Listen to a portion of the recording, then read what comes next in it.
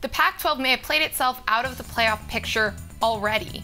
This was the first league to lose all of its unbeaten teams, and it's the first league to not even have a one-loss team. Stanford fell to Oregon at home, and then Utah lost to Arizona in overtime.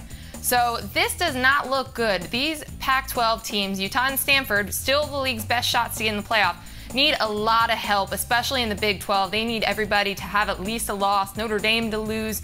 There's just so much at stake here, and the Pac-12 has zero wiggle room at this point. TCU is a shell of itself without Trevon Boykin, who is arguably the best quarterback in the country this season. When he went out with an ankle injury in the first quarter against Kansas, well, TCU nearly lost to Kansas.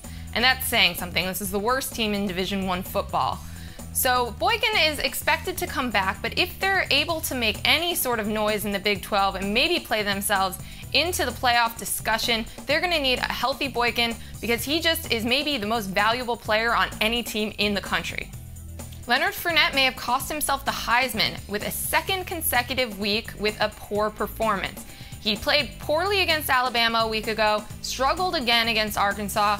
You can't really have two missteps when you want to take home that trophy, especially as LSU has now started to lose some games.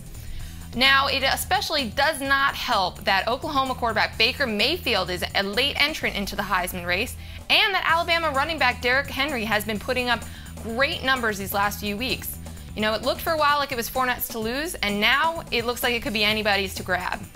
The ACC may have two playoff contenders after all. We are very well aware of Clemson and how good they're playing and Deshaun Watson and all that, although they did struggle to beat Syracuse. But instead of Florida State, which many thought would be Clemson's biggest test in the conference, how about Carolina? These Tar Heels are rolling. They continue their second straight week of an offensive explosion. The defense has improved, and that's the team Clemson's likely to see in the ACC championship game. Could really give them a game.